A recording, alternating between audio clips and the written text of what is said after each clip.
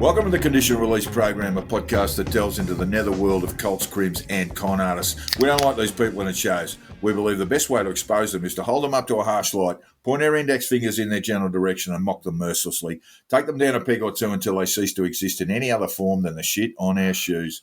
I'm Jack the Insider, otherwise known as Peter Hoisted for tax purposes. And I'm Joel Hill, and in today's Conditional Release Program, the Cookers have had their asses handed to them in the South Australian election, sucked in, which they will undoubtedly claim is pure election fraud, straight from the Dominion voting machine, Smartmatic. It's a crime against humanity, and everyone in Adelaide must hang immediately. But no, actually, don't head down at Bunnings just yet, because the party formerly known as the Liberal Democrats might just snatch an upper house seat yet. It is going to be a miracle, but it might happen. Preferences are going to be whispered for days. But if they don't, whack out a power pass and buy some rope. I mean, someone's got to pay. Well, thank you, Joel. And I thank you particularly because you've just said your name, not knowing I've secretly copyrighted it by sending myself a fax so I know it's legit. Oh, yeah. Every time you or anybody else for that matter says it, it's 500 large coming my way. Send yourself an invoice payable to me, Joel Hill, copyright. Wait a minute. I just said it. Do I have to pay myself $500,000? Yeah, I think you can owe that to yourself, mate. Maybe pay in rubles. It's very confusing, and we're going to talk about copywriting names a bit later in the show, but we'd better park it for now and get the show underway with the Conditional Release Program's weekly news.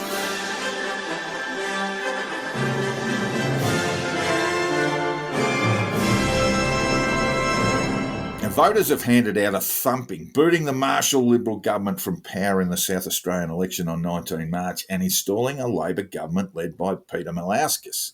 Now, while votes are still being counted, Labor is predicted to have a huge majority in the lower house, projected to win 24 seats, the Libs 14 and Independents 5. The outgoing Premier, Stephen Marshall's seat of Dunstan, remains in doubt, with Marshall holding a tiny-weeny lead, 50.30. Malcolm Roberts sized. Yeah, to a 49.7 at the moment at the current count. Labor has enjoyed a huge lift in its primary vote. This is the take-home message, up 8% on the 2018 election, and the two-party preferred will reveal a swing towards it somewhere in the 6 to 8 percentile. Oof. So big stuff if that came across federally. Oh, big time. The Labor win means the New South Wales Premier is Peter Malinauskas. As friend of the podcast and cartoonist Fiona Katauskas declared, it is the beginning of a Lithuanian takeover of Australian politics. And it actually follows a fine tradition of state premiers with confusing and difficult to pronounce surnames. I love this. I mean, just try and spell Palaszczuk in your head right now. Go on. Where's the Z go? And why is it there in the first place? Well, you've misspelled it. You've misspelled it on the script, Charles. Have I? Yeah. Fuck off. I'm going to double check that later. There's a palindrome for this, but or a mnemonic for this. Palindrome Sydney Zoo. I did get it wrong. Yeah. See? Anyway, never mind. It is really tricky. I'm just proud of the fact that we vote for people that we can't say the names of. I think it's a beautiful thing. Berejiklian, for God's sake, that's a mess. But hey, it's very phonetic though. It's actually quite easy to spell, just phonetically, Berejiklian. But it is. It does give us that break. Palaszczuk's a nightmare. And Malinauskas, I'll get that right. Malinauskas is kind of not too bad, but it's tricky. It's tricky. Yeah. Look at us. It got us into a tizzle. Congratulations go to Labor and Peter Malinauskas. The result is an ominous one for the Morrison government, and like clockwork, Morrison ministers queued up to declare the election was fought only on state issues. Oh, yeah, fuck off. There was Burma, there was Greg Hunt and Ruston this morning coming out. No. You can't read anything into this other than the South Australian Liberal government is completely under shambles, and the South Australians have tipped them out. I must say though, South Australia really is a Labor, a Labor traditionally, state. It is very certainly. Going back from about the 70s onwards. Prior to that was pretty much a Liberal state.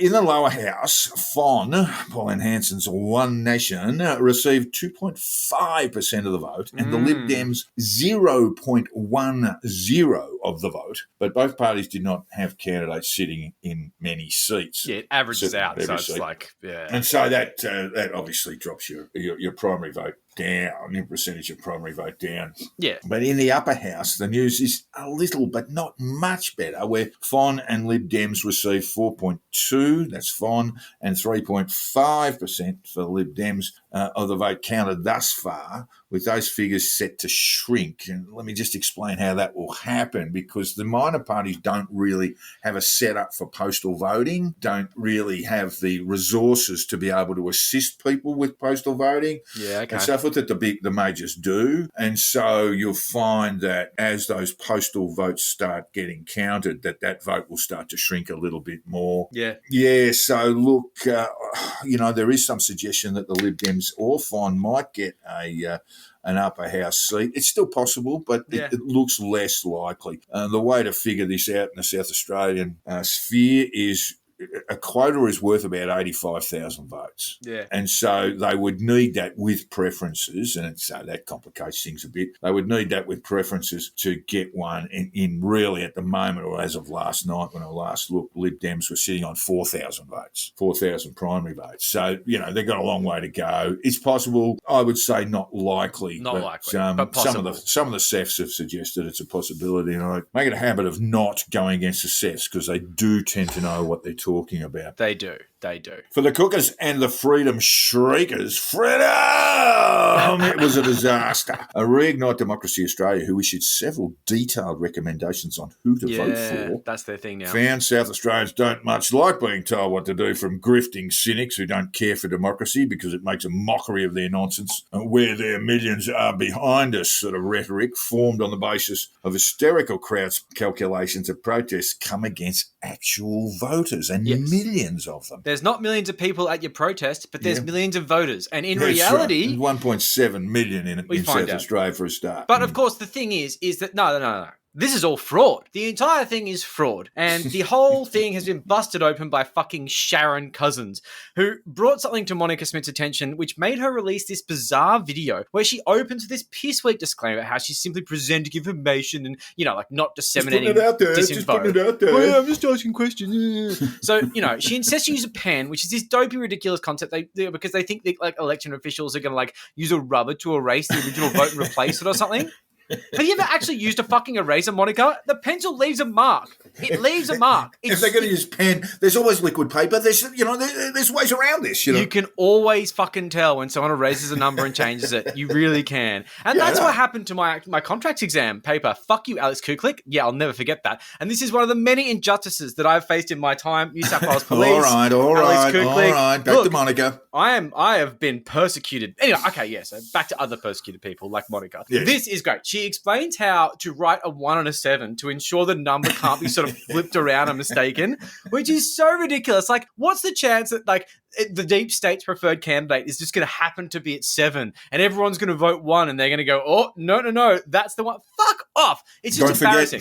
Don't forget that a 5 is a fat man with a hat on. You have to put a hat on him and actually you have to put that horizontal line on the 7 in the European way, which is actually only counted properly in French presidential elections. No, that's not quite true. Well, no, that's a Monica Smith classic right there. But the thing is, man, this is ridiculous. Telling people how to do 1s and 7s is just so desperate. I like the more fanciful election fraud theories, but we'll get to those. So Monica also discovers that you're allowed to cross out a vote and correct it on the ballot paper. You can request another one, but you can also just correct it. In the federal election, you can't actually do that. You're required to ask for a new ballot. Holy shit! We have just cracked the fucking case. And she actually, this is alarming to her. There's differences between the Australian Electoral Commission and the Electoral Commission of South Australia. This is fucking headline news. So Monica accidentally discovered federalism and the fact that states have their own rules at elections. New South Wales has optional preferencing. It must be fraud, Monica. It's fraud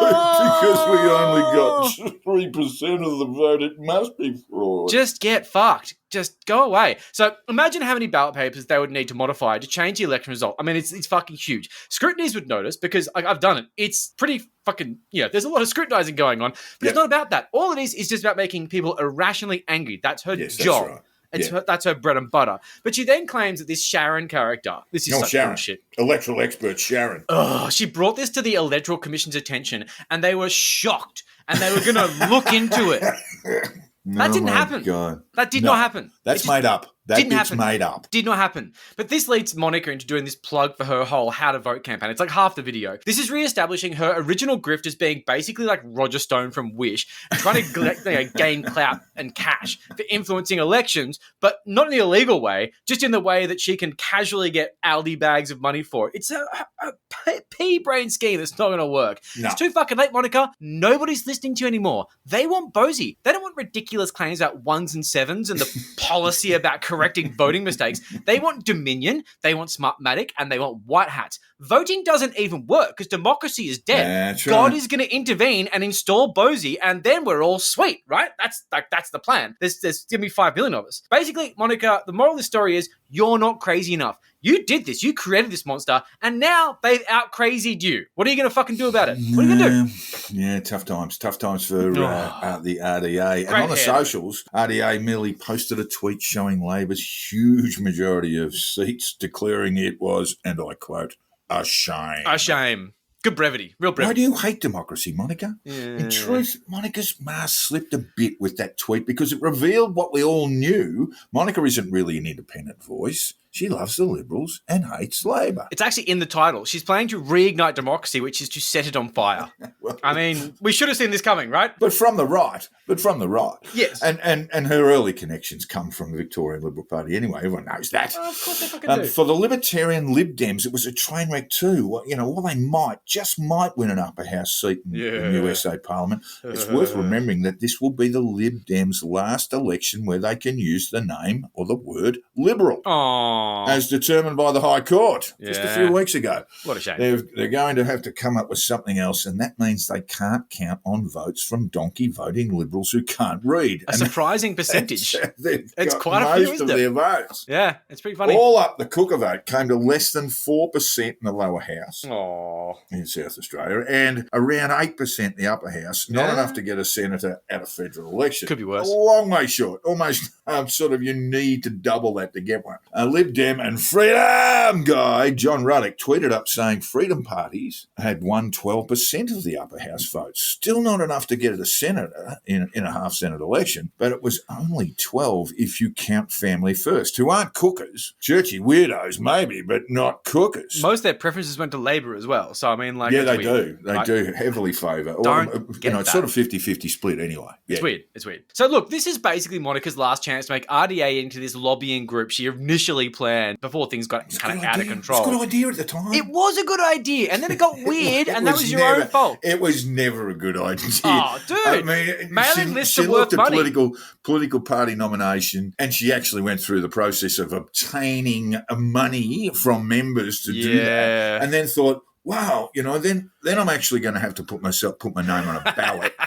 And watch with grave disappointment when 1,000 people of 100,000 in a federal electorate voted for. And actually abide by regulations. This is why we went with, hey, let's try lobbying. We'll try lobbying. Let's be a lobbyist. Yeah, it's embarrassing. She went from basically lobbyist to RDA party back to lobbyist because everything is too hard for Mon Mon. She freaks out at the best times. But look, let's just say, see you later, Mon Mon. Goodbye.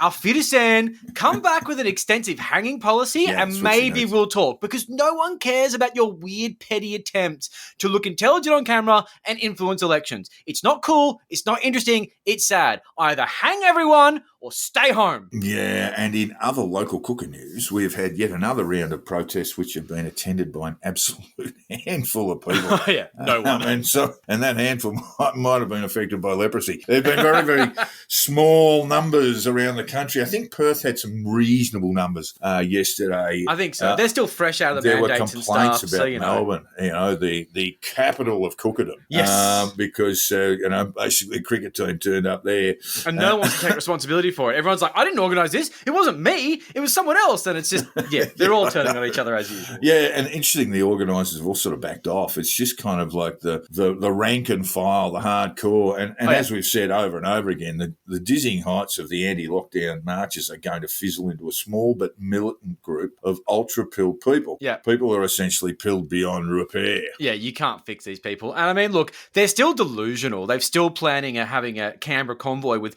20,000 cars on Wednesday. 20,000 million cars. Why would you say 20,000? That's crazy. Say 2,000. It's still dumb, but at least it's not ridiculous. But look, this is what has happened to Canberra. It's turned into a little weird Australia One cult where Bosi and his militant weirdo mates who stand there cross-armed like they're going to shoot someone, they turn up and tell these sexually violent fantasy stories to a gullible crowd of gasping idiots. And look, this time he's decided that Peter Singer, an ethicist and philosopher who used to be at Sydney Uni, now calls us shit at Princeton. He's a bit of a shit stirrer. He was given an award by Julia Gillard, which of course means they're basically the same person. They're in massive cahoots and there's a massive conspiracy and blah, blah. Yeah, look, I've heard him say this a couple of times that Julia Gillard is, basically, and Peter Singer are cast from the same cloth. Ditch the witch. And he talks about Singer receiving an AO, which of course he never has. That's for the first thing. Singer, I think, did receive honours some years ago, a member of the Order of Australia. So the lower level of it. Yeah. And of course, that wasn't awarded by Julia Gillard.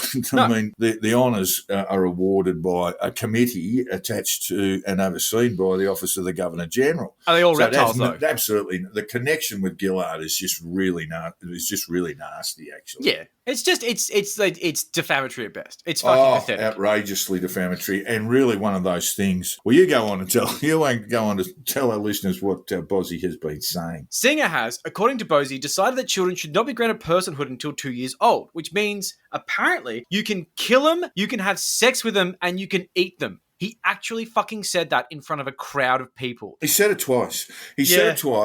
And on the first occasion where he had a gaggle of elderly women in front of him going, ooh, that's horrible, he said it as if it was actual law. Yeah. That those people up there have created these laws, which means you can kill them, you can have sex with them, you can eat them, as if the laws of murder and infanticide have been wiped clean. And even then, what mind, when faced with this sort of ethical hypothetical about, say, personhood of children is taken away, immediately decides that the three best things we're about to start doing en masse is killing them, fucking them, and eating them. That means you're sick in the head. Yeah, it does. It means he is a really, really sick puppy. If it was legal to kill children, I wouldn't kill, eat, or fuck them. Just saying. I just wouldn't. Fucking hell. So, of course, this dopey crowd does a full Joe Rogan and makes his collective gasp of surprise. Oh, my God, how could this be true? Oh, my God, it's not. It's not. It's not true. That's why. But they just lap it up. And okay, so the comments are based on the work of Peter Singer, who has these ideas about infant personhood and the limit the theoretical rights of an infant before 2 years old. He's got a weird thing about them knowing about the future and planning and shit. It's academic. We could debate that shit. But what it absolutely is not is evil Julia Gillard planning to make it legal to fuck, eat, and kill babies. She's not even Prime Minister anymore. What are you talking about? Peter Singer is not a parliamentarian. No. What? They're not making laws. God damn it. But the thing is, right, like, people believe this shit. That's the problem. It's not that he's saying it. It's that people believe it. Yeah. I'm just going to say this is a bit of opinion here. He wants to tar women as being murderous whores. That's his thing here. This is exactly what Bosi is. Bosi hates women. Fucking A. He absolutely does. Who hurt him? That's the question. That is the question here. What's his origin story? Who hurt Bosi to the point where he just went this fucking crazy that he needs to basically start misogynistic, murderous rants in front of crowds of idiots? I just don't get it. But this kind of satanic panic bullshit is going to end really badly. It always does. Someone always ends up shooting a preschool or something. And like, where are the police? It is astounding that this man is allowed to drum up this kind of hysteria, this dangerous hysteria, and then walk around just like he's, I'm just having a chat, guys. I'm just having a chat. This guy needs to abso-fucking-lutely be locked up. No question. Absolutely. It's just ridiculous. Been waiting for it to happen, actually. It was muted. There was conversations. Some weeks ago saying that the Australian Federal Police were going to act on people like Bosi. But they were on holiday, so it's fine. Yeah. So look, going to his little fucking Lieutenant Dave Kangaguru Graham, who I would say is basically the Eric Trump of the Bosi cult. Like Eric. He's a bit. His skin isn't good either. He's declared war on the Aboriginal Tent Embassy, which has just been there for a casual 50 years, claiming they're a corporate entity and, in cahoots with the government. And yeah, okay, not exactly how it started, thanks. And he had his mate, fucking UAP candidate Jennifer Stefanak, send them an eviction notice. Former Former UAP candidate. Yeah, Ah. former. Oh, look, there's some lovely stories about her. We won't leave that for another time. Maybe the overflow. Yeah. So this sentiment obviously been pretty unpopular with those at the embassy, as you can imagine. Leah House, Roxy Foley have just been taking the piss out of it because the only way you can respond to this, you need to mock this stuff. You can't take it too seriously. The cops should be doing something, but we should be laughing at these fucking morons. But we will keep an eye on it just in case it does escalate into something weird. But so far, it's just that brain fart of an acid-riddled brain. And of course, his idiot followers who do what he tells them for some reason. But that's so far. That's the bit I don't get. You know, how anyone could sort of look at the guru and go, that's a man I want to follow. That's my guy. That's my guy. That is my guy. And our guy, the guru, has posted a list of Pfizer offices across the country. The names and addresses of Pfizer offices, branches across the country, as well as courier companies, suggesting that vaccines are no longer stored or refrigerated, which is a thing he just made up. Yeah, just in made his it up. drug-addled mind. I mean, it makes it more dangerous. Apparently, no basis to this. Yeah, but he posted the office addresses of Pfizer offices around the country and asked his followers to get along, you know. Yeah, just go. Turn up, you know, and I'm not saying you should lynch them. And terrify a receptionist, you know. Yeah, that's it. Some young girl. He's just smart enough to avoid an incitement blue. You know, he just says, look, turn up and, you know, show your colours and all this sort of stuff. Yeah. But it's not. But it's not read that way by a lot of cookers. I mean, if you're that stupid, that deluded, that crazy to follow the kangaroo, anything is possible. Yeah, your monkey brain's going to go right to violence. There's no question. It's so fucking obvious. Anyway, it's very upsetting. And once again, the cops are doing fuck all. So far. John Larder, our favourite weird uncle, who used to be a paramedic and now absolutely is not, has been laughing so hard at protest, it's just embarrassing, with his paramedic hat and that weird stethoscope, and it just screams, "Pay me attention!" while he stands next to Hoodie. A grand laugher.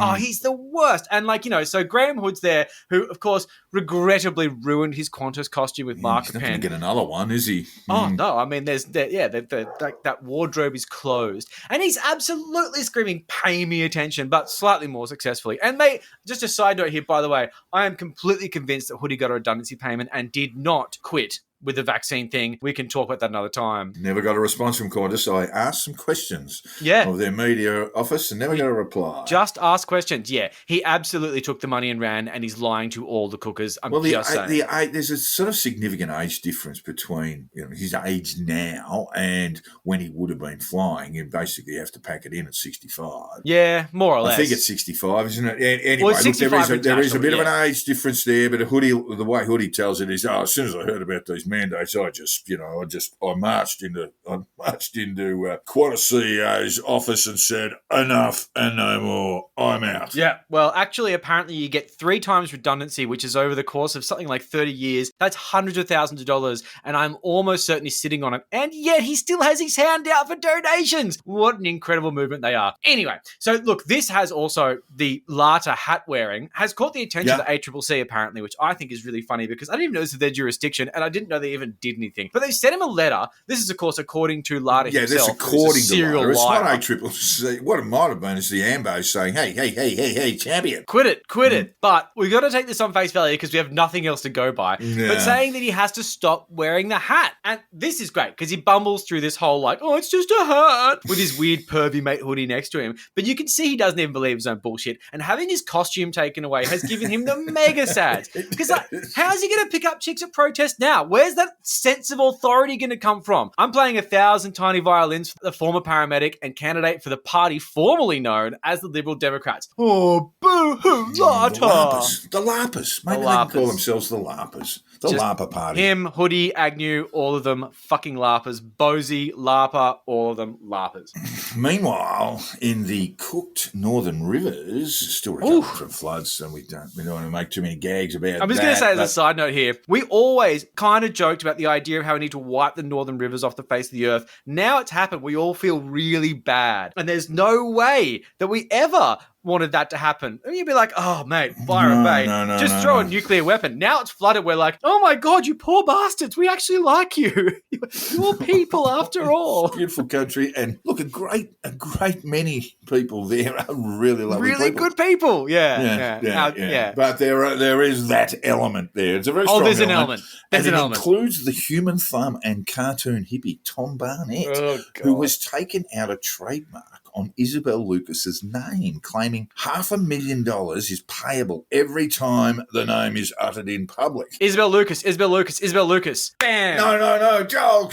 You didn't Surrey Hills. Done. You've just cost me $1.5 million. For those who don't know, Isabel Lucas is an actress with a long history of anti-vax activism and spouter of 5G nonsense. Yep. Get this, listeners. She was a guest speaker at an anti-5G rally in Byron Bay, wouldn't you know? Oh, yeah. That was in October 2020, I should say, telling the crowd that 5G could be, and I quote, potentially ushering a regime of total surveillance. Not completely wrong, mind you, but that's okay. She has declined movie roles where cast and crew are required to be vaccinated against COVID-19. In February 2021, Lucas railed about craggy Pete Evans banned from social media. Aww. And in her own Insta post, compared our favourite pizza cook to Jesus and was banned from Instagram shortly for her trouble. People on Instagram said, look, I'm not too sure about Jesus, but I know who Pete Evans is, and he ain't fucking Jesus. Was Jesus a Nazi? I just don't remember. I don't remember. Well, is that in the Bible? Class act all the way, you know. Pete's just got the 3-day grace. Terrible. No. Now, Tom Barnett, who intended to run for mayor of the Byron Shire, but failed to file his nomination papers with the New South Wales Electoral Commission on time, you fucking hippie idiot, now claims he's suing the New South Wales Electoral Commission, suing them. He's the one who actually did trademark Lucas's name. He actually went through the process. Went through the process. Amazing. I'm surprised he could spell his own name, but he filled out the forms. What can you do? And then after an article was written by a friend of the podcast and Daily Telegraph journalist, Jane Hansen. Hey, Jane. Barnett then sent an invoice to News Corp demanding $500,000 in payment on the knocker for the use of Lucas's name. It's so good. He in the letter, he said, you need to contact the copyright owner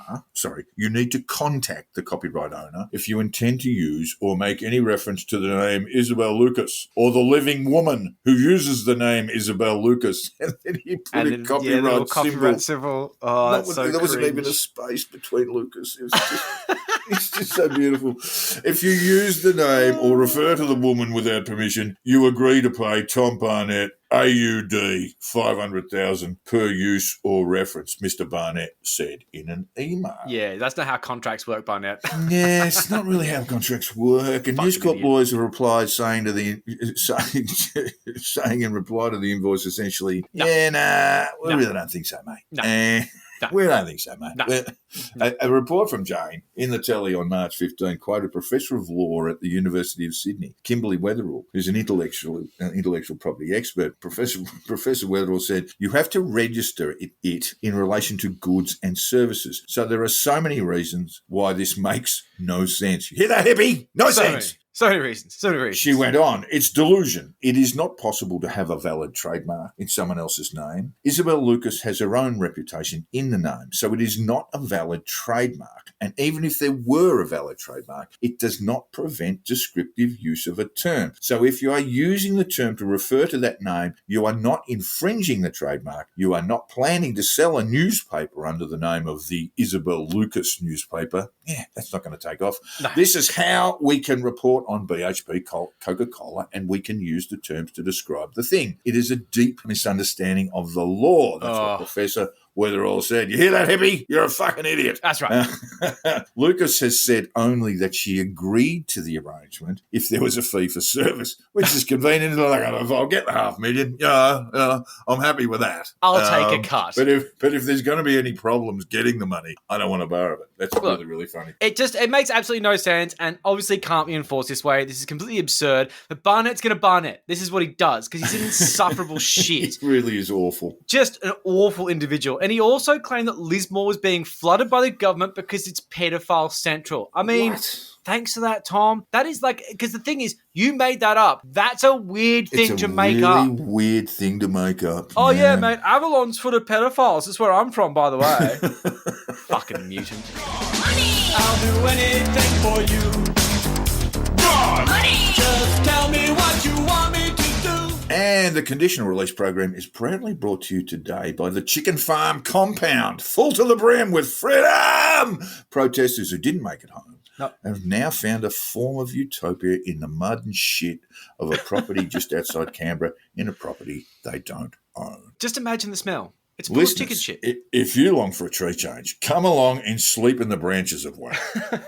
If you've craved that change of pace from the helter-skelter of 21st century living and seek a space where your only worry is malnutrition, scurvy, and the odd dose of typhus, why not put a pineapple in the bucket and come on down? When you feel the raw sewage squelch between your toes, it means you're home, which in this case is your car, or a humpy knocked up by a sexually violent Uber hippie with a bloated sense of entitlement who'll demand sexual favours in lieu of rent. Viva l'amour, listeners. And remember, if it's 5-star accommodation you're after, the Chicken Farm has it all, and you can see all 5 at night looking through the holes of the shredded tarpaulin that your new freedom mates call a roof in between coughing fits. I think one of the first things it says within the Constitution is all laws within. And with the entreaties of humble genius, too good to make it on a fucking food show, Thanos the Manos Panaides, travelling gently across the universe in waves before lapping softly across our ears, it means it's time for Which Black Bill Fuckwit Said That?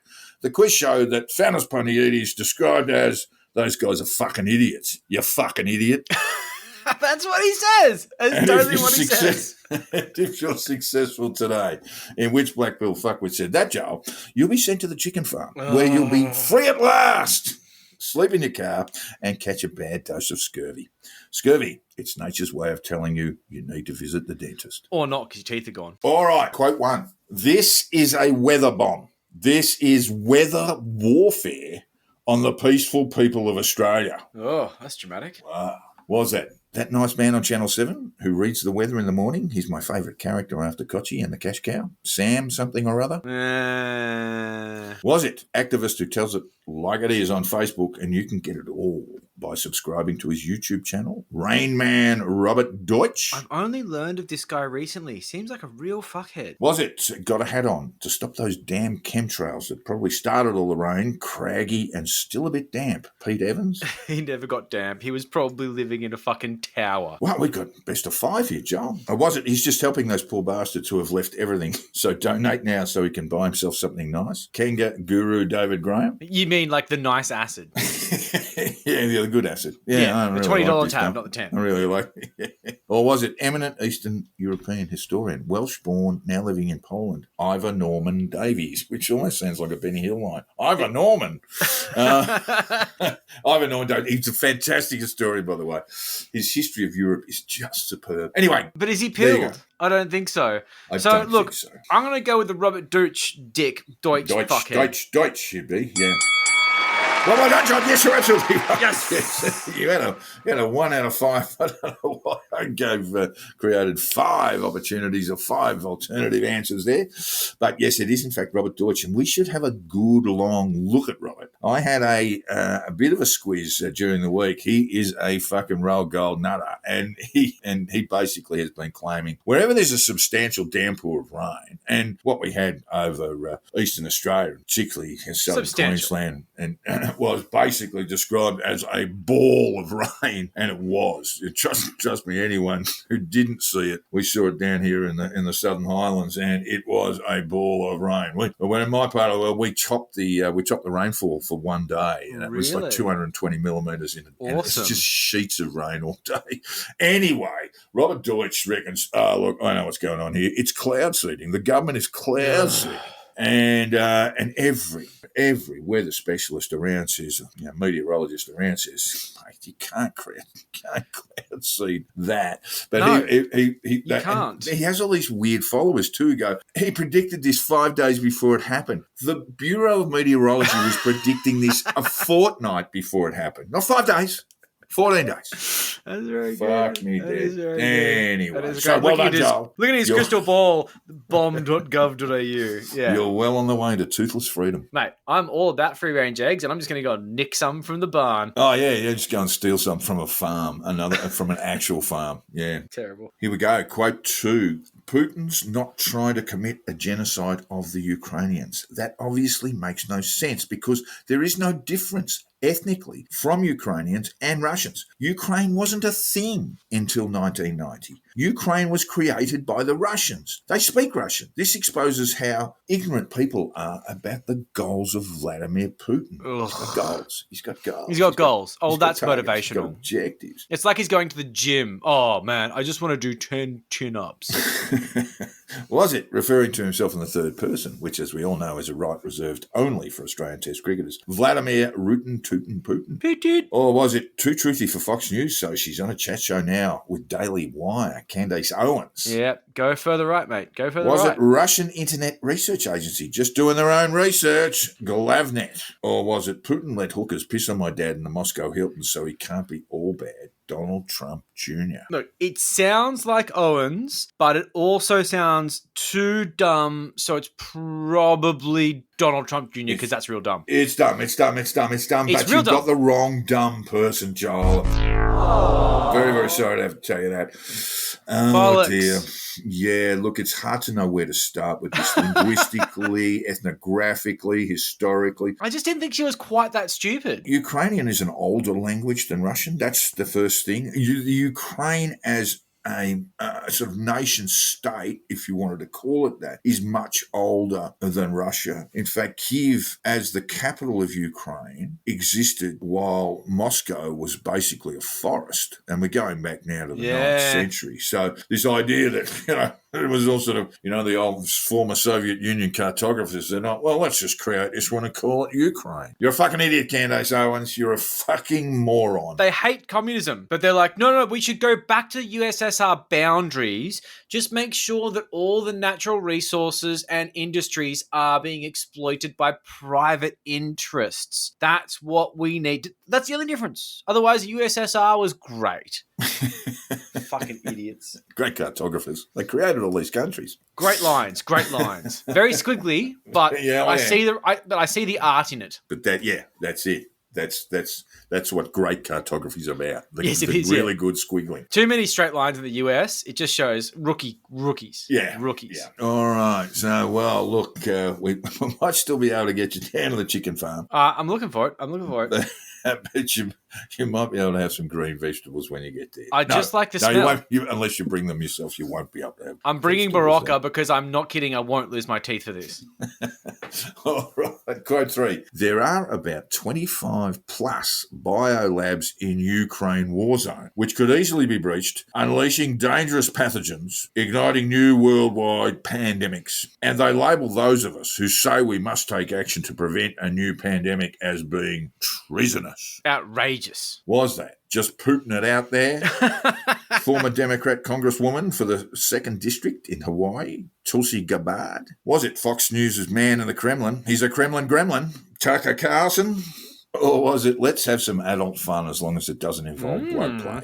Prominent QAnon spokesperson Veronica Volsky. Or was it, I've just been told by my dad that hookers did not piss on him in the Moscow Hilton, so if you could delete my previous remark, Donald Trump Jr. Allegedly. You probably should delete that previous. I should have warned you, Joel. Sorry. Okay, let's make it clear. Donald Trump Jr. now thinks that his dad wasn't pissed on by hookers in the Moscow Hills. Yeah, he was though. Anyway, just to clarify, let's just say it's probably Tucker fucking Carlson.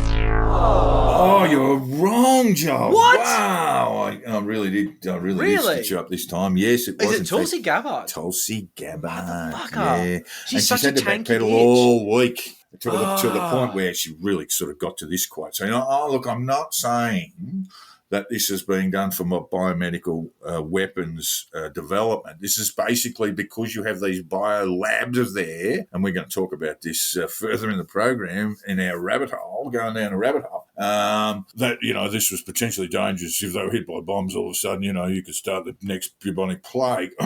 We'll go through and describe why that is absolutely fucking stupid very, very soon. But, she was the one who said it. Democrat congresswoman who wanted to have another crack, by the way. Let's not. Yeah. So there you go. Just a 1 out of 3, Joel. Never Very mind. sad. You'll miss out on the chicken farm. You must be devastated. I'm going to buy some eggs and I'm going to smash them on my head so I get the authentic feeling of the smell. Yeah. Don't eat any limes. You didn't think of the smell, you bitch. Just don't eat any limes because you could still sort of, feel a bit lucky. I've Still spent get scurvy. so much money saving these teeth. I'm not. No. Now, we asked listeners to send us an email if they've come across something really, really stupid said by Black Belt Fuckwits. We want your input, listeners. If you've recently come across something posted that is so odd, so bizarre, that it can only be appreciated by criminally stupid people, drop us a line. We'll send you a stubby holder and some assorted TCRP tatter I've got around my desk. If you make our lives easier and send Jack a quote we can use on the show, we like it. It's heartwarming. And we remind listeners the Conditional Release Program stubby holder is the only stubby holder clinically proven to keep drinks cold. Yes, it is. And we can also reveal that the Conditional Release Program stubby holder is manufactured in a US-funded biolab in Ukraine. So wash your hands after use, or you could kick off the 5th visitation of the Black Death. Ugh. Just saying. Or as Conditional Release Program law talking guy says, you say it, Joel. Without prejudice. There you go. That ought to keep us out of any lawsuits that might arise from the economic consequences of a plague that kills two-thirds of the world's population, which would be terrific for climate change, by the way. Bill Gates would be stoked. Silver lining. Yeah. Now, we asked listeners to drop us a line if they want to contribute to which Black Bill Fuckwit said that. Mark, to the attention of Jack, bury the quote, please. Bury it. At our email address. And we did see a number of burials this week, including one from our good friend Harrow. And I'm sorry we couldn't use your quote, Harrow, because we had to turn it into news, and that was Tom Barnett's fucking stupidity. Wasn't that great, though. Wasn't that great. And now we bring you a segment featuring people who believe everything they read on the internet, which isn't much, because they basically stick to sovereign citizen Telegram groups because they're fucking morons that live in echo chambers. They're sovsits, they're on a collision course with reality, and a concept totally bizarre to them, consequence, in this week's Sovsits View the Man. We fired you, we sacked you, we dismissed you as what? As garbage, because that's all you are. You're a criminal, you're a traitor, and you're going to the biggest barbecue in history. So from Christmas dinner to you are the dinner. Thank you, that's what I'll go with. We were going to run with Australia's favourite cartoon hippie, Tom Barnett, in Sovsits v. the Man today, with the bearded mega dweeb having copyrighted half-wit, full-on conspiracist Isabel Lucas, claiming Lucas was a living woman who uses the name Isabel Lucas. Yeah. Sovsit shittery fuckery if ever there was. Mm-hmm. As we reported earlier, Barnett sent an invoice to News Corp for $500,000. Not only will they not pay it, there is now the prospect of an expensive legal battle that could see hippie human thumb Tommy Boy Barnett living in a van down by the river on a tatami mat. At the Conditional Release Program, Free Man on the Land, sui juris. We're taking a leaf out of Barnett's tatami mat and imposed copyright over fish and chips. So every time anyone orders fish and chips, or even thinks, I might have fish and chips for dinner tonight, they owe us a stack of money and Joel will send them an invoice. Every day. Not to mention the shops who sell fish and chips, they'll be into us for plenty. It's not protection money. It's not a racket. It's trademark. It's copyright law. It's totally different. It's the law. It's just the law. We at the Conditional Release Program, that's conditional with 2 semicolons. Oh, yeah. Own fish and chips. Copyright pending from this day forth. Yeah. As to whether we own chips or indeed fish, well, that's something for the courts to decide. Yeah, get Whales your nose are out. mammals, which are occasionally mistaken for fish, so we might have a slice of them too, so to speak. Put them on the plate with some chips, Joe. Yeah, exactly. Japanese market, lucrative. We reserve all rights, deeds and titles, etc. But our complete and utter ownership of fish and chips notwithstanding. Today on Sovsits v. the Man, we are going forth to the US Midwest, to the great state of Missouri, where a man, a free man, Michael Charles, sui juris, jus soli, acting as petitioner, filed a series of complaints with the court regarding traffic fines and related citations. Now, this is just a regular traffic blue of little note, but it does show the lengths sovsits will go to A, choke up the courts with their insane nonsense, and B, provide an amusing sign of a sovsit who marches confidently into a courthouse, thinking he has a system over a barrel, no way he can lose, only to have his ass handed to him by the man. That's what's really funny. That's the funny bit. So Michael Charles, that's Charles with a small c. Weird. Yeah, and it's such a soft thing. Just why?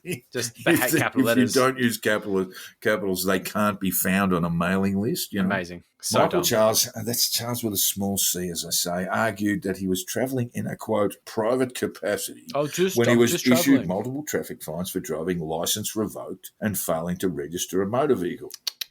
In the Missouri Circuit Court, Michael Charles, that's Charles small c semicolon comma, claimed he does not operate in commerce, nor does he possess any contract with the Missouri Department of Revenue, wherein he would be required to be in possession of a driver's license or have been issued a driver's license number. Yeah. As such, these citations, he claimed, are false in every sense of the word. Further, the police officer who pulled him over did falsely identify him and has caused him harm by falsely identifying the petitioner as a person and not the sovereign American he is, and attempted to force the petitioner into his jurisdiction, depriving the sovereign of his inalienable rights of life, liberty, and happiness. I'm angry just thinking about it. It's Pursuit of it's happiness, ridiculous. actually. Don't just get happiness, you've got to pursue it. You do have to pursue it. Yeah, you can't just get happiness. Everything is earned. It's So that America. was his filing anyway. A month after the citations, he filed a UCC 1/308 without dishonour. Now, Joel, I'm not a lawyer, but I can tell you that a UCC 1/308 is kind of the equivalent of saying without prejudice, which is a legal assertion much beloved by sovsits, which basically means you can't touch me for anything really stupid I've written or done. And it doesn't work. I mean, it is not worth the paper it's fucking typed on, right? No. Anyway, so you get on to that. We've got this long and exhaustive police have buggered me over and, falsely identified me and then brought me considerable harm by not treating me as an American sovereign. Michael Small C. Charles complained also that the judge was practicing law from the bench. Joel, that's a horrible thing to accuse a judge of doing, isn't it? It is not wise. Not wise at all. They won't like that. He also sought to sue the clerk of the court, the police officer, and the police officer who wrote him up. Yeah, that'll go well. So, how did it all end up? His application to sue was denied. And laughed at, I'm sure. The judge dismissed the case. The sovsit's licence remained revoked and his fine stood, saying, and I quote, this is the judgment, such allegations of sovereignty and exemption from jurisdiction have been rejected as frivolous in this circuit, and in other federal courts around the nation they are rejected as well. So we'll take a quick look at the scoreboard there, Joel. That's sovsits 0, the man 1. I can't wait till they get a goal. Surely they must at some point. They still have another winner, probably a little bit like North Melbourne. Did they lose? I don't know. Yeah, we'll see. I still haven't worked it out yet. And if you haven't worked it out, keep asking the question. And keep looking for the answers. Because it's irrelevant. And we are going down the conditional release program rabbit hole today in a topic we brought up in our Black Bill Fuckwit segment, where we mentioned the comments of Tulsi Gabbard, a former Democratic congresswoman from Hawaii. Gabbard made some claims about Ukrainian biolabs and feverishly walked them back to a concern that the existence of these biolabs in a war zone created the potential for a release of dangerous pathogens if one or more of the 25 or more Ukrainian biolabs came under fire. Yeah, the existence of these so-called biolabs, or let's just call them laboratories, because that's what they are. And almost every country around the world has them. I mean, one even exists on the International Space Station. Ooh, scary. And it must be said, nobody actually calls them biolabs. That's not a thing. That term is designed to sound ominous by QAnon dickheads, and it does. It sounds scary. It's just that sort of, thriller novel bullshit they editorialize these things with. But obviously they're not inherently evil. Biological laboratories are where vaccines and other pharmacological treatments and cures are created. These are generally speaking, good things. Sometimes these are also for veterinary purposes, to fix up your dog and cat who you love so much. But the Russians have accused the US of weaponizing biological agents in Ukrainian biolabs. Of course they are. And this, of course, has set off the usual suspects. And it's just so easy. You just dangle things in front of them and they jump. So the claims were first made by Maria Zakharova, a spokesperson for the Russian Foreign Ministry, called on Washington to come clean about what she termed illegal activities in Ukraine. Ooh, that's a bit vague. Ooh. And then if by magic, the far right and conspiracy media just followed along, spouting misinformation, disinformation directly from Russia. And the story, the fantasy, spread further through Russian internet research agency Glavnet, Russian disinformation bots that reach over 150 Americans alone on social media, and op-eds and blogs knocked out by Russian simps, like the usual suspects, as we said. Alex Jones gave it a bit of a stab on InfoWars, where he pushed that narrative of the Ukrainian invasion being a purge of the deep state, a new world order, claiming that George Soros had his tentacles all through Ukraine, and this was purging that somehow. And he basically owned the country, which makes no sense. And there was this, sort of playground for these elite baby fuckers like Hillary Clinton, there's tunnels with kids and shit, all this sex trafficking, blah, blah, blah. That's been around, yeah. The biolabs for Jones was just another arrow in his quiver of angry disinformation. Jones is a master of manipulation, but his simping for Putin is so next level, it really seeps through. At some point, Jones will attempt to sort of distance himself from the Russian dictator, but then he sort of reminds himself that Joe Biden supports Ukraine and opposes Putin, and then that opposition defiance disorder just kicks in, and he starts cheerleading for war, and his crush on Vladimir becomes this full-blown infatuation. And, love.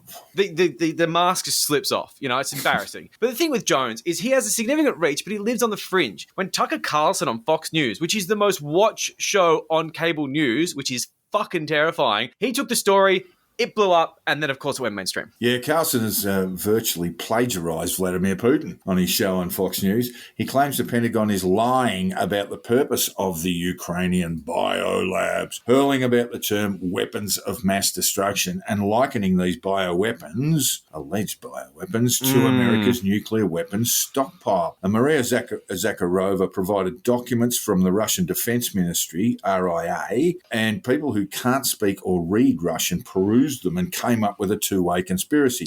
Either the Ukrainians had a biological warfare capability, or the existence of deadly pathogens in Ukrainian biolabs could be released in the course of battles against the Russian army. Russians being the invaders. Let's not forget that. Let's not. The second is the conspiracy put about by Tulsi Gabbard, who we put about before, saying, oh, no, if there's war there, then there'll be, these deadly pathogens will come out. Yeah. So the Russians will tell you that it's the former, that the Ukrainians do have a biological warfare capability, all provided and funded by the Americans. And the People's Republic of China jumped in support of the Russians. I couldn't believe that. You'd think Xi and his buddies in the Chinese Politburo should shut the fuck up about breakout biological pathogenic viruses. Hello, Wuhan. But no, they chipped in and said, well, we're very, very concerned about all of this. The Kremlin says Ukraine has biological weapons. The US believes the Russians are pursuing propaganda to possibly justify a biological or chemical weapons attack of their own. And here's the thing, because the Russians have a huge bioweapon stockpile, enormous, the largest in the world. They killed at least 68 of their own people and probably a whole lot more with an anthrax leak in Sverdlovsk in the Urals in 1979. Oh, dear. There is no doubt the Russians have expanded their biological weapon stockpile since the collapse of the former Soviet Union, where it was out of control then. But Tucker Carlson doesn't mention any of this, of course. He's just sort of asking questions. I fucking hate him so much. Carlson has said ad nauseum that Russia would not invade Ukraine up to a week before the invasion actually took place. Now he's changed gears and turned to material from journalist and lawyer Glenn Greenwald, who in a 1-hour video available on Rumble asserted and used screenshots of Zakharova's documents from the RIA. Greenwald's videos began, we don't know if biological weapons are in Ukraine. That's ominous, isn't it? We don't know, but they might be. Ooh. We don't know if biological weapons are in Ukraine. We do know there are dangerous biological research facilities is there. Yep. But the history of US programs gives the lie to White House denials about bioweapons in general. Mm-hmm. So Greenwald's taking that. It could be that Ukraine has got biological weapons, but if they don't, they have these dangerous biological research facilities there. Ooh. Now, Greenwald's documents from the RIA purport to show that the Ukrainians were scrubbing evidence of a biological weapons research program. And this is the thing that pisses me off. I have to jump in and just say that Glenn Greenwald used to be a good journalist. He did. It's so fucking sad to see how he's gone from this excellent source of investigative journalism to this crackpot who just simply opposes anything the US State Department says. And I've been hearing that apparently his work with Edward Snowden really broke him, and basically now he's got a giant vendetta against the US for the way he treated Snowden. And they treated Snowden like shit, to be fair. Oh, and it's fuck Snowden. But it's one of those things where they were mates, they were working together. You know, he found his faith in the US had been completely broken. Well, that's and now possible. he's turned into a propaganda machine to attack anything that comes to the US government. And truth be damned. And fuck you, man. Like, two wrongs don't make a right. You're an asshole now. Fuck you. And by the In the way, bin. just by a little way of tangent, what does Edward Snowden think about the invasion of Ukraine? Haven't heard from him. Haven't seen him tweeting anything up there. Yeah, that's interesting. I'd have to say, you know, it's very likely that he's all for the invasion. I would fucking say so. Of the Ukraine. Anyway, He seems like the a point big mate is, of Russia. neither Joel nor I are biochemists. No. The closest I get to chemistry is making a cup of coffee in the morning. It's magic. But we're going to turn to a real chemist, Dr. Olga Peterson, a Soviet-born geneticist living and working in Sweden, who, along with a team of scientists from Belarus, France, and Sweden, set about looking at these documents from RIA and tried to interpret on the topic of Ukraine's development of bacteriological weapons and try and debunk this nonsense. Okay. Peterson's team comprehensively debunked the evidence, including the documents, in a long thread that people can find on my Twitter timeline. It is very, very long. I think there are about 40 or 50 items in the thread, but it's well worth a look. But I'll summarise for the program and started the thread by saying we may not be specialists in military propaganda, and we may even fall for it, Yeah. but we can and will expose all the fakes published by Goebbels TV. Ooh. We work in this area. We're not banned by Google, and we're ordained by God himself to comb through microbes and scientific articles. And rather than scrubbing evidence of a biological weapons research program as described by Greenwald, Peterson's team described the methods of disposal under high temperature was in fact just standard cleaning.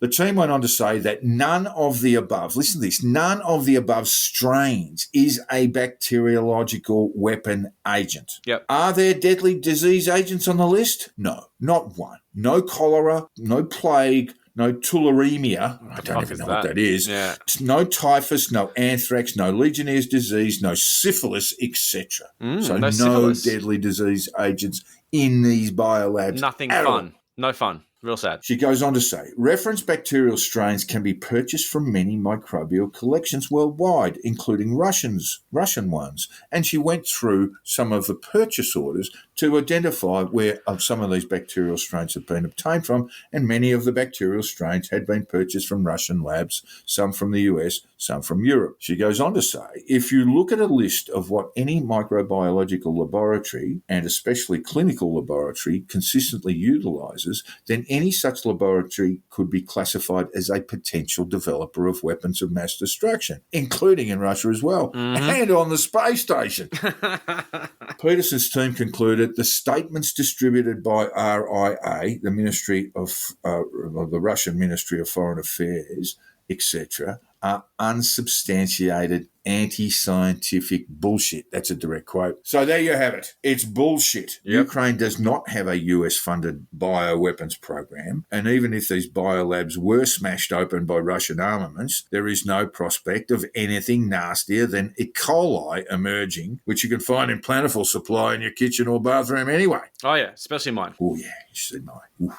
But actual facts and science do not burden cookers. No. QAnon and Q-aligned cults are dining off it, and other cookers are claiming the Ukrainian biolabs are working on the next COVID, which is pretty funny considering they didn't think COVID was real 18 months ago. Yeah, exactly. It's ridiculous. They come up with anything and everything. It's fucking absurd. And like, look, as I mentioned before, it seems like a lot of this really comes from this sort of bizarre form of opposition defiant disorder. Like, if Biden wanted to join Putin and said he was a great leader and this war was a noble effort to denazify Ukraine, the usual suspects would be screaming war crimes, calling them dictators, and going off their fucking brains, because these are political infants. They don't espouse views. They throw tantrums. So, like, this is something you can clearly see on Pete Evans' Telegram channel. And we have touched on this in the week in Pete Evans a few times, but his simping for Putin is just, it's a mix of several things. The one recurring theme that I'm finding he's open about, at least, is whatever the mainstream is reporting, he's going to oppose it. He says that so openly. I'm sorry, that's not a virtue, that's a flaw. And it's a genuinely bizarre way of seeing the world, desperately trying to find your own truth, just in everything. I would say this is just so you can seem like the smartest person in the room because you've got secret intel from your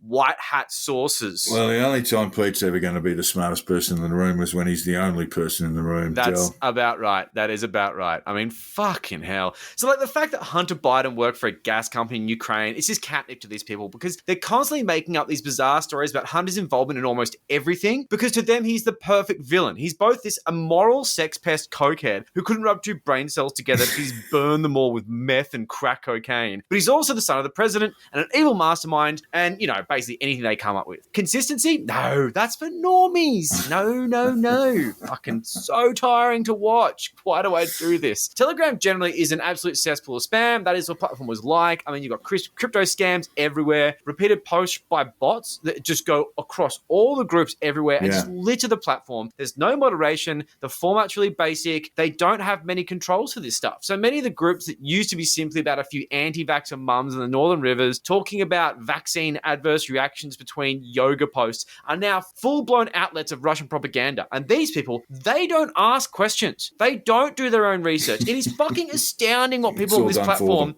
just believe without any kind of further investigation at all. Compound that with the fact that they think that fact checkers are corrupt, and you can bet that anything resembles some form of truth will be considered a lie, and any bullshit story from the Gateway Pundit or various QAnon accounts will just become the gospel truth in their heads. And it's so fucking annoying to watch this happen. So one person whose support for Russia surprises absolutely no one is the Aussie Cossack. And while the Cossack, Simeon Boykov, has been an absolute simp for Putin in the past and actively promotes Russian culture in Australia, which are his words, this is his thing, the way in which he's been spreading disinformation to his audience has been astonishingly effective. I'm not saying it's surprising that he's simping for Putin. I'm saying that it's surprising anyone's fucking listening to it. So I went to Boykov's Telegram channel and decided to fact check the first post I saw. Let's see if everything's full of shit. It claimed that US jets were being deployed in Poland. I Googled it. No. Turns out the jet landed in Poland once in March last year for the purpose of refueling. Like, it's just a lie. It's fairly obvious to anyone who's watching that the US are deeply opposed to establishing a no-fly zone. They've said it over and over again, and they're not mincing. They know that will be, it's war, and that will lead to an escalation. So they are not interested in that. No, they're not. Yeah, but of course, in Boykott's world, it's all different. Because what he gets to do is basically he's inciting anger. That's what he's doing. So if you look at the comments on the thread, it is this angry, Nazi-riddled nonsense where everyone is, calling out NATO as if they fucking know what it is and generally just being aggressive infants. Like I say, they're not having political views in here. They're having fucking tantrums. And of course, this is the thing. This is what he does and he's very good at it. And this is all on the shoulders of the pandemic that created this perfect storm of fear and anxiety, which has turned into this well-built network of disinformation channels and a wide audience for these exciting lies. They're titillating because the truth is boring, but news from the Cossack, so much fun. What's going to happen next? Oh, it's like a thriller. Yeah, he should be working for a current affair, really, just absolutely. Pumping it up.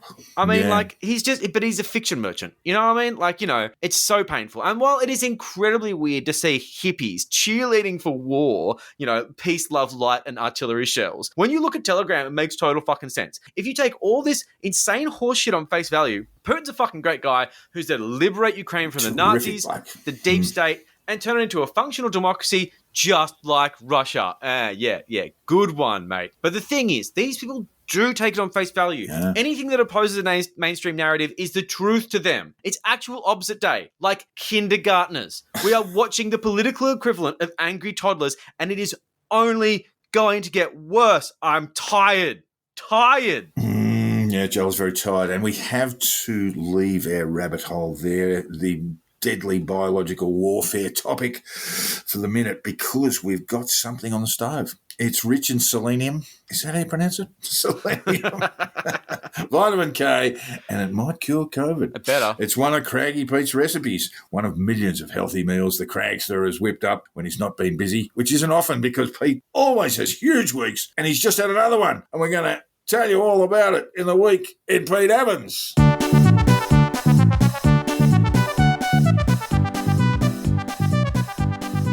It has been a huge week in Pete Evans, and at the beautiful evolved sanctuary where the craggy face conspiracy theorist lives, the soup of the day is regret. Oh. Pete's most recent journey of sadness was triggered by a disinformation meme from Russia to reinforce the idea that all Ukrainians are fucking Nazis. It shows the Sonorad, also known as the Black Sun, he knows this now because he Googled it, which is the Nazi symbol that got Panzer Tank Pete in tons of trouble. Yep. And then it shows the symbol it. embroidered on the chest of a woman in military fatigues, implying that she's in the Ukrainian Armed Forces, which is full of Nazis, with a Sonorad clearly on her uniform. So he goes on to whinge.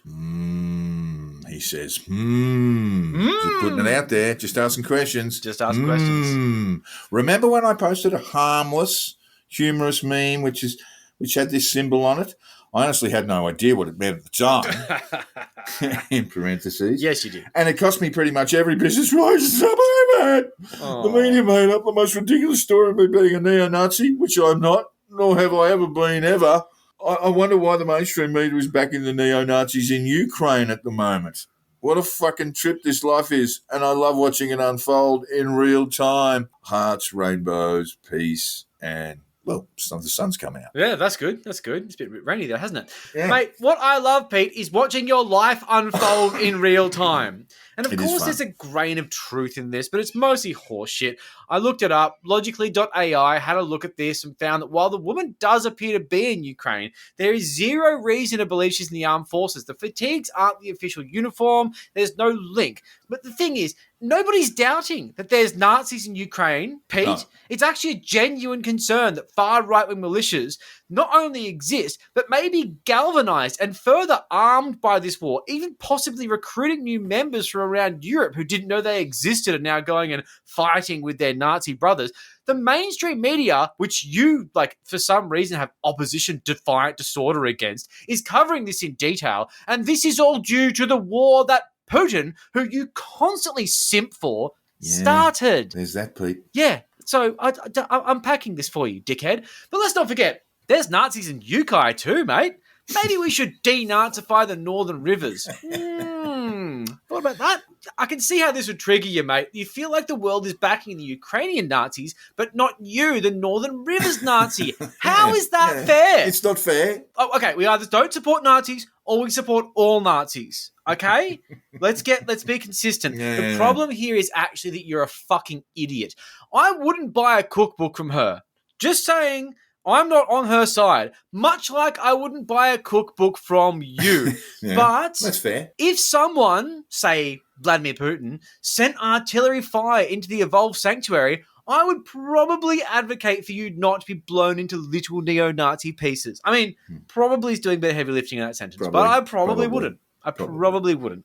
So, possibly. Look, Pete chugged down a few red wines and a couple of nangs and went on to get real sad once he started thinking about how that butterfly meme really fucked up his life and how he used to be someone and now he's not. So he posted later with this whingy post. And this was my book released during the start of the all-in-caps scam pandemic. This book contains recipes that focus on zinc, selenium, vitamin K, copper, vitamin C, omega-3 and vitamin D. He's going to full stop after vitamin. And also contains recipes for the natural forms of the I get the sense he's really, really in trouble. He's quite pissed. Recipes for the natural forms of the pharmaceuticals they banned during this scam. The focus of this book and the reason I wrote it was become no. Health authorities were speaking about how to build and maintain a robust immune system. Well, not quite sure what that means, but, I know he's got a lot of angst. We were cancelled pretty much the week after this came out into the shows. Probably just, here we go. Probably just a coincidence, he reckons. Yeah. Rainbows, stars. What have we got? Shooting stars. You can wish upon those and peace symbol. So just as a side note, what I do is I get Jack to read out Pete's direct quotes that he writes because they're fucking difficult to read because they're absolute in a lot of pain. gibberish. But it's very funny. He's in a lot of pain. That's me dudding you on that one. That's a hospital pass of a script bit. So, yeah, Pete, look, it wasn't the fact that you posted a Nazi meme after posting about Holocaust denial openly and platforming Holocaust deniers on your fucking podcast.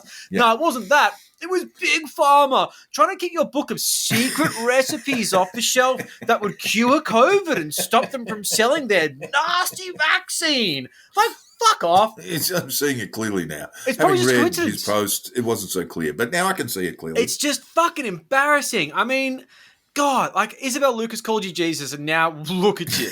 Look at you. Well, same footwear. Same footwear as Jesus. But it's not that, is it, Pete? It fucking burns you up that nobody cares about you anymore. The anger you have for Fauci and Gates and Soros is really just anger you have for yourself for being such a massive dumb cunt and saying the quiet part out loud. You never say the quiet part out loud. You could have asked the Jewish question for years on the down low before people noticed and realized you're a massive Nazi, but you're too fucking stupid for subtlety and nuance, and you went straight for a full-blown Nazi meme because you're a fucking moron. Sonnenrad, Pete. Sonnenrad, mate. It's not just Nazi stuff. It's SS, mate. Just no. So look, he also claims of this for his heel book, saying the post above seems to be very similar to my book release just before the all in caps hoax of a inverted commas pandemic. Interesting coincidence that they decided to destroy my books. And not make them available at retail stores under the guise of being a neo-Nazi. Well, just by the by, Booktopia still continues to sell your kit, mate, even though they said they weren't going to. Yeah, but everyone else came off the long run and dropped the short one into your body.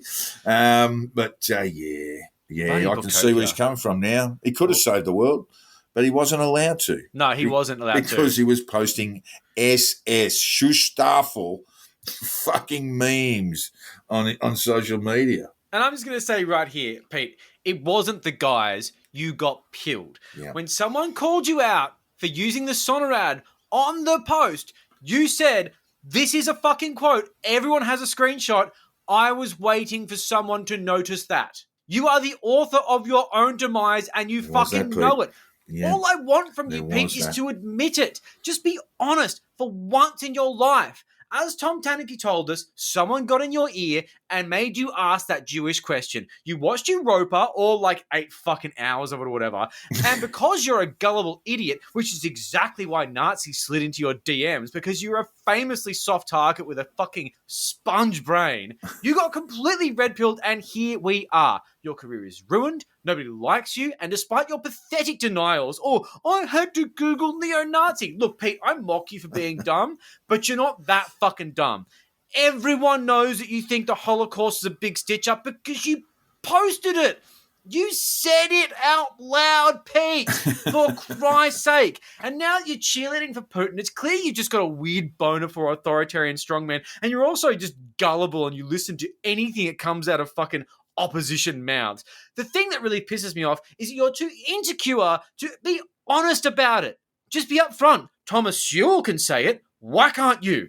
But look, I'm just going to say, be careful what you wish for, Pete, because if you call for regions to be denazified, the Northern Rivers may very well wind up on Putin's hit list. Hey, Putin, what do you reckon about an invasion of Byron Bay? You might get yourself a nice holiday house.